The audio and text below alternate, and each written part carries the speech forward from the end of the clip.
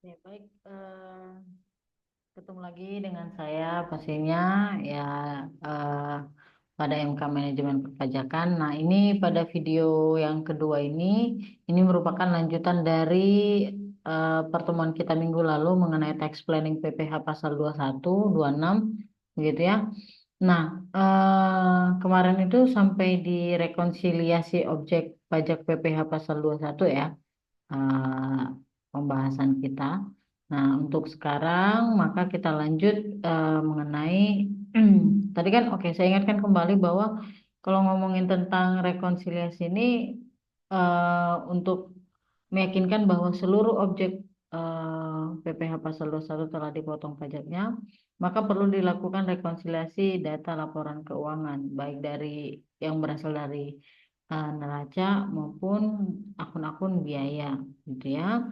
Nah, jika perhitungan PPh pasal 21 ini dilakukan oleh SDM, oleh bagian SDM, maka rekonsiliasi juga harus dilakukan untuk data SDM ya, dengan data bagian akuntansi ataupun keuangan. Nah, rekonsiliasi ini sangat berguna dalam rangka pengendalian, pengendalian dan pembuktian bahwa seluruh objek pajak itu ketika diperiksa oleh petugas pajak nantinya bahwa benar adanya begitu ya.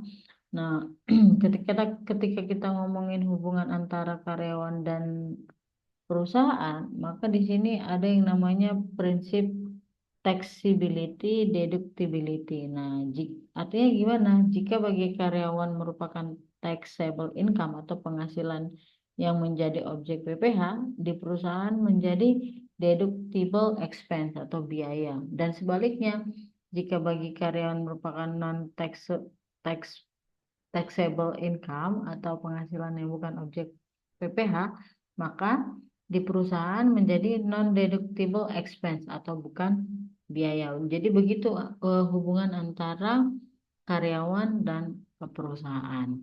Oke, baik. Nah, kita lanjut mengenai taxability dan deductibility objek PPh pasal 21. Oke, baik.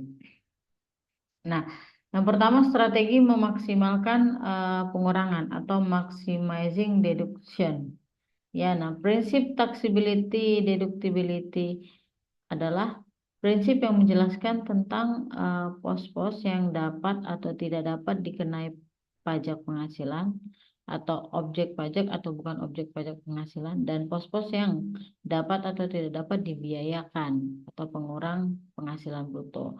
Yang mekanismenya jika pada pihak pemberi kerja pemberi imbalan atau penghasilan dapat dibiayakan yang merupakan komponen pengurang penghasil bruto, maka di pihak karyawan merupakan penghasilan yang dikenakan pajak. Sebaliknya, jika pada pihak karyawan pemberi imbalan atau penghasil tersebut bukan merupakan penghasilan, maka pada pihak pemberi kerja tidak dapat dibiayakan atau bukan pengurang penghasilan bruto. Nah, lalu kita lihat bagaimana ngomongin tentang klausul apa namanya terapan. Ya, jadi nanti ngomongin tentang taxability dan deductibility objek PPh pasal 21 ini sebenarnya di situ ada apa namanya ya di modulnya kita sudah ada contoh-contoh atau katakanlah item-item ya atau objek pajak ya objek pajak dan tarifnya tarifnya dan di situ juga nanti akan terdapat dia apakah dia deductible deductibility expense atau non ya jadi banyak sekali data-data di situ ada sekitar 34 data begitu yang termasuk objek pajak itu mana yang termasuk deductible non taxable gitu ya. Nah, bisa diperhatikan di modulnya kita. Oke, baik kita lanjut. Saya lanjut. Ini ngomongin tentang terapan tax planning terkait dengan PPh pasal 21. Nah, kita ngomongin tentang Yang pertama, klausul pajak dalam perjanjian atau kontrak kerja. Nah, dalam beberapa kasus timbul konflik dalam bisnis, di mana kewajiban pemotong PPh pasal 21 atau 26 yang dilakukan dari penghasilan orang pribadi penerima penghasilan, sewaktu dilaksanakan pemotongannya, yang dipotong pajak tidak menerima sehingga terjadi dispute. Nah, maksudnya sengketa. Secara normatif, Undang-Undang Perpajakan telah mewajibkan perusahaan pemilik proyek atau pemberi kerja melaksanakan pemotongan PPh pasal 21 dari pihak ketiga. Sedangkan pihak pemberi jasa atau kontraktor tidak bersedia dipotong pajaknya dengan alasan pada saat perjanjian itu atau kontrak yang disepakati, masalah pajak tidak dibahas, sehingga artinya mereka bersikuku bahwa harga kontrak yang sudah disepakati itu sudah bersih gitu ya, tidak dipotong pajak lagi, net itu maksudnya. Nah, secara hukum ada ada alasan pihak kontraktor memiliki justifikasi hukum yang kuat, sehingga pada akhirnya bila pemilik proyek atau pemberi kerja harus menanggung pajaknya, tentu ini akan menjadi beban yang seharusnya tidak perlu terjadi. Tambahan beban bagi pemilik proyek atau pemberi kerja tersebut adalah jumlah yang signifikan yang akan menggerus keuntungan perusahaan. Nah, masalah perpajakan yang berhubungan dengan pekerjaan atau jasa ataupun kegiatan antara lain meliputi yang pertama, tenaga ahli yang melakukan pekerjaan bebas, ya contohnya pengacara, akuntan, arsitek, dokter, ya aktuaris yang dikenakan tarif 50% dari jumlah penghasilan bruto.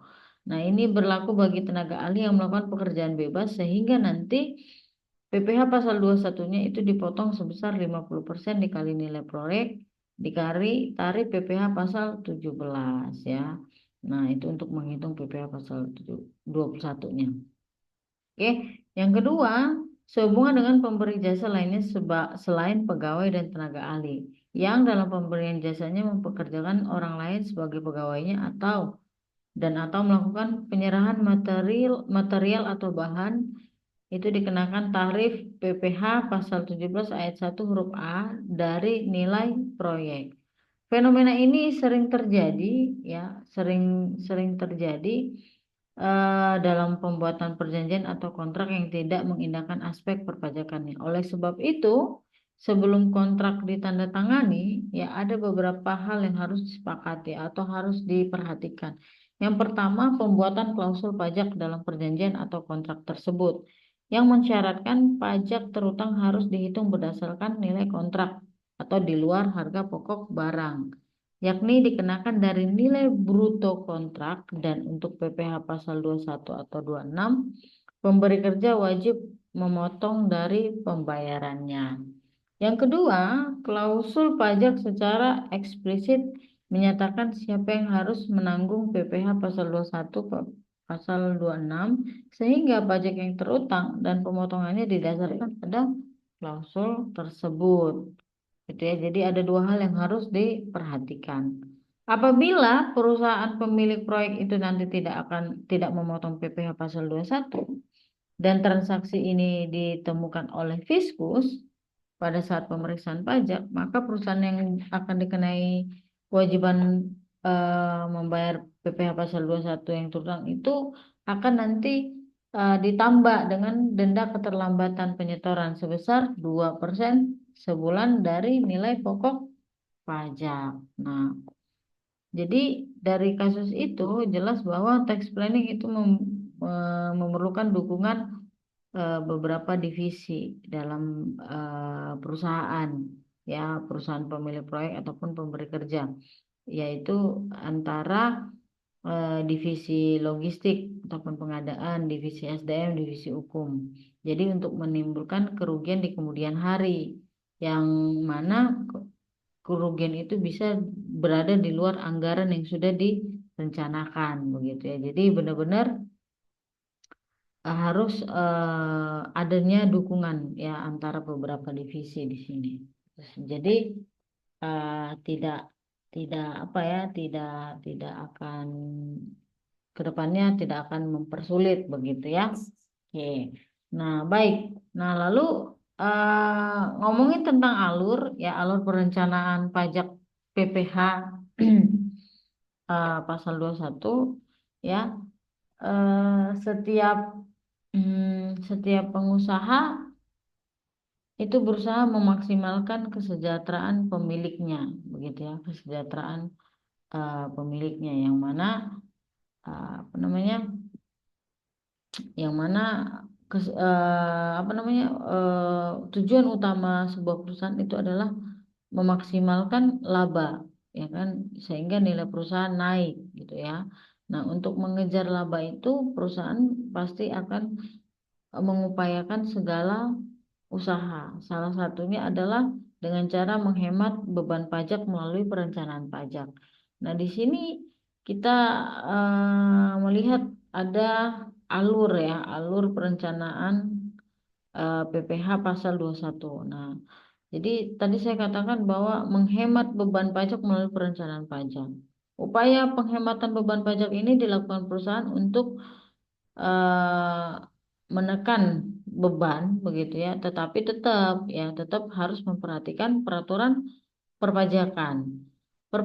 Perencanaan pajak itu dimulai dengan menganalisis dan memastikan metode perhitungan pajak penghasilan PP 21 yang lebih efisien serta memperhatikan mekanisme yang tadi taxability dan deductibility. Jadi di sini dia ya mekanismenya. Di sini ada nanti beberapa metode pemotongan PPh, ada 3 macam. Nah, jadi di sini ada alur-alurnya. Jadi eh, sehingga nanti PPh-nya itu lebih efektif dan efisien, gitu ya. Nah, jadi adanya manajemen dan perencanaan pajak dalam perusahaan itu akan membantu wajib pajak dalam mengelola kewajibannya sehingga nanti akan terhindar dari sanksi-sanksi yang timbul akibat adanya pelanggaran serta merupakan salah satu alternatif bagi perusahaan untuk mencapai efisiensi pembebanan perusahaan. Oke, baik. Yang berikutnya, strategi perencanaan pajak untuk mengefisiensikan beban pajak. Menyusun perencanaan pajak sesuai dengan kondisi perusahaan itu dimulai dengan strategi mengefisiensikan beban pajak atau penghematan pajak. Ya, selain itu, apa yang dilakukan perusahaan harus bersifat legal sehingga nanti tidak akan ada sanksi di kemudian hari. Nah, agar perencanaan itu sesuai dengan yang diharapkan, perusahaan itu perlu menganalisa metode-metode ataupun kebijakan-kebijakan apa yang akan digunakan sehingga strategi yang dipilih itu efektif atau efisien, ya kan? Contohnya memberikan tunjangan dalam bentuk kenikmatan ataupun uang tunai. Yang kedua, perusahaan itu memberikan kesejahteraan kepada pegawai dalam bentuk eh, fasilitas pengobatan, begitu ya. Jadi ada tunjangan kesehatan. Nah, yang ketiga, menghindari pelanggaran terhadap peraturan perpajakan yang yang dapat dilakukan dengan cara memahami seluruh peraturan perpajakan, menghitung pajak dengan tepat dan benar, membayar pajak dan melaporkannya dalam masa dan tahunan tepat waktu, begitu ya. Nah, terus ada ya, ada 3 metode yang bisa diaplikasikan. Yang pertama metode net, ya, yang kedua metode gross, yang ketiga metode gross up. Metode net ini merupakan metode pemotongan pajak di mana perusahaan menanggung PPh pasal 21 karyawan. Ya, jadi perusahaan yang menanggung. Nah, sementara gross method ini adalah merupakan metode pemotongan pajak di mana karyawan menanggung sendiri jumlah pajak penghasilannya.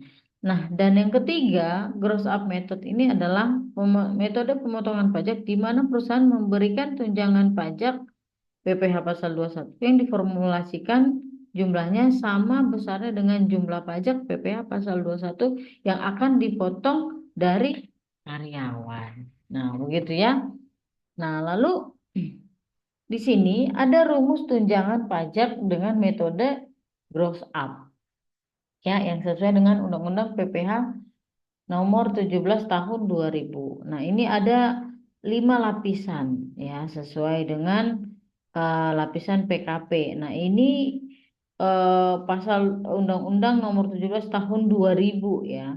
Nah, begitu. Nah, lalu ada eh, sejak diberlakukan Undang-Undang PPh nomor 36 tahun 2008, rumus gross up ini mengalami penyesuaian tarif ya, penyesuaian tarif ya, tarif apa? Tarif pajak, biaya jabatan, dan PTKP-nya juga berubah. Nah, ini dia rumus tunjangan untuk metode gross up ya. Kayaknya ada juga yang terbaru sekarang ya. Ini dia ada PKP 0 sampai 50 begitu ya. Nah, ini PKP 50 sampai 250, PKP 250 sampai 500 dan di atas 500 juta. Nah, rumus tunjangan pajak dengan menggunakan metode gross up ini diberlakukan untuk tahun 2010 dan tahun-tahun selanjutnya selama tidak ada perubahan tarif PPh dalam Undang-Undang PPh. Namun dalam dalam perhitungan PPh pasal 21 harus disesuaikan dengan PTKP dan biaya jabatan dalam tahun yang bersangkutan sesuai dengan peraturan Menteri Keuangan atau peraturan Direktur Jenderal yang terkait ya. Jadi kayaknya sekarang sudah ada yang terbaru, tetapi kita coba ikutin yang ada di modul dulu ya, gitu ya. Nah, lalu kita lihat di sini juga ada daftar penghasilan tidak kena pajak atau PTKP ya. Ini lama sudah ya, kita lihat dulu ya. Nah, di sini ada 2019 sampai 2012 dan sejak 2013 juga di sini mengalami perubahan ya. Nah, dan sekarang pun yang terbaru ada sudah ya PTKP-nya ya bahwa 54 juta untuk WP sendiri. Tapi seperti yang saya katakan kita masih mengikuti modul saja dulu. Oke, nah begitu juga dengan biaya jabatan. Biaya jabatan itu kan 5% per tahun ya, ini dia dipakai. Nah, tapi di sini dilihat ternyata sebelum 6 juta ternyata sebesar 1.296.000 begitu ya. Nah, kita coba menghitung PPh pasal 21 dengan metode gross up tahun 2008 yang pada saat sebelum diberlakukannya ini ya, apa namanya, Undang-Undang PPh nomor 36 tahun 2008. Begitu ya. Nah, maka ada kita untuk menghitung PPh pasal 21 itu harus dilakukan dengan 2 tahap ya. Kita mulai dari tahap yang pertama. Yang pertama itu hitung dulu berapa PKP tanpa tunjangan pajak. Setelah itu baru dihitung berapa tunjangan pajak dengan menggunakan rumus gross up di atas. Oke, contoh ya, kita lihat contohnya. Tuan Amir, pegawai tetap PT Dex sejak tahun 2005. Statusnya kawin dengan 1 anak.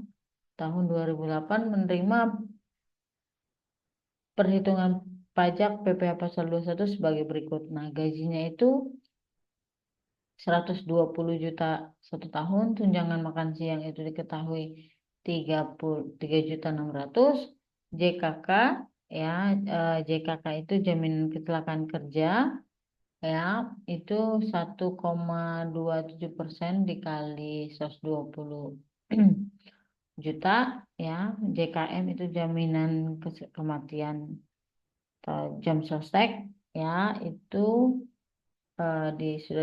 sudah diketahui juga ya sebesar 0,3% dari gajinya. Nah, sehingga totalnya segini 128 juta sekian plus ditambah bonus ya, bonusnya. Jadi penghasilan si Tuan Amir 1 tahun itu segini gitu ya. Nah, kita lihat pengurangnya. Ini kan bruto ya, maka pengurangnya apa? Pengurangnya termasuklah Dia itu biaya jabatan, ya biaya jabatan karena kita masih memakai yang sebelum yang penetapan tahun 2010 itu ya, yang 6 juta, maka kita pakai biaya jabatan yang 12 ya, yang tadi sebelumnya di slide Ibu. Nah, iuran pensiun ini dibayar sendiri itu 2.400.000, lalu JHT-nya itu 2% ya, 2%, 2%, 2.400.000 ya. Terus kita jumlahkan semuanya dapat 6 juta sekian.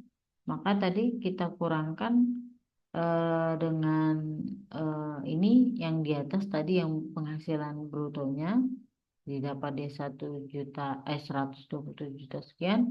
Nah, PTKP-nya ya dia kawin 1 anak, dikurangkan maka PKP-nya penghasilan kena pajaknya itu 112. Nah, ini 112 ini ada pada lapisan tarif keempat. Maka nanti rumus grow up-nya masukkan ke rumusnya. Sehingga nanti tunjangan pajaknya 19 juta sekian. Begitu ya. Nah, ini untuk metode gross up-nya. Begitu ya. Nah, lalu kita masuk ke tahap kedua. Setelah kita ketahui berapa tunjangan pajak dengan rumus gross up, barulah dimasukkan unsur tunjangan pajak sebagai unsur penghasilan wajib pajak. Perhitungan ini memperlihatkan bahwa jumlah PPh harus sama dengan tunjangan pajak. Bila sama, maka PPh tersebut dapat dibiayakan atau deductible ya. Nah, tadi kita lihat gajinya 120 juta rupiah. Tunjangan makan siang itu 3.600.000. Terus tunjangan pajak itu tadi yang sudah kita hitung 19 juta sekian ya, ini yang gross up-nya. Lalu ada JKM sama JKK yang tadi plus bonusnya ya, pengurangnya masih sama ya. Lalu PTKP-nya juga kawin 1 anak. Nah, sehingga dia dapat nanti PKP-nya itu 131 juta sekian ya. Maka nanti PPh terutangnya ya ini masih yang lama ya. Lapisan pertama 5%, ini sesuai dengan tarif pasal 17 ya. 5%, terus ini 10%, terus ini 15%, terus sisanya adalah 25% kan lapisan keempat ya. Nah, maka dapatlah dia 19 juta sekian ya. Nah, jadi sama ya, sama dia PPh yang terutang sama tunjangan pajaknya sama. Jadi itu bisa, maka itu dapat dibiayakan ya, dapat dibiayakan tunjangan pajaknya tadi itu. Oke. Nah, itu dia. Nah, lalu bagaimana ketika kita menghitung PPh pasal 21 dengan metode gross up yang PPh yang terbaru yang ini ya, yang Undang-Undang PPh nomor 36 tahun 2008 ya, tetap dilakukan dengan 2 tahap. Tahap yang pertama, hitung dulu berapa PKP tanpa tunjangan pajak, setelah itu baru dihitung berapa tunjangan pajak dengan menggunakan rumus gross up di atas. Contoh ya, masih sama, contoh yang sama. Kita lihat ya, gajinya 120 juta, tunjangan makannya 3.600.000, JKK JKM-nya bonusnya juga ya. Nah, biaya jabatannya ini maksimal 6 juta ya, yang terbaru yang setelah ini ya, Undang-Undang PPh nomor 36 tahun 2008 ya, 6 juta. Ya, lalu ininya masih tetap saja, sehingga nanti kita akan tandingkan dengan penghasilan brutonya, lalu kita kurangkan dengan PTKP kawin 1 anak yang ini yang terbaru ini ya. Nah, jadi PKP-nya adalah 104 juta.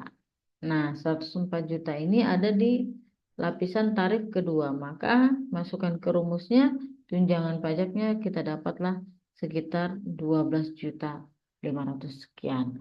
Oke, Maka tahap kedua apa? Setelah diperoleh berapa beban, berapa tunjangan pajak dengan rumus gross up, baru dimasukkan unsur tunjangan pajak sebagai unsur penghasilan wajib pajak. Perhitungan ini akan memperlihatkan bahwa PPh harus sama dengan tunjangan pajak. Bila PPh bila sama nanti maka PPh itu dapat dibiayakan. Oke, kita lihat ya. Jadi kita masukkan, ya, kita masukkan tunjangan pajak yang sudah kita hitung tadi menjadi penambah penambah bruto lah ya, katakan penambah penghasilan bruto. Nah ini dia tadi ya kita tambahkan, kalau yang lainnya tetap saja lalu dikurangi dengan tetap biaya jabatan, iuran, JHT begitu ya.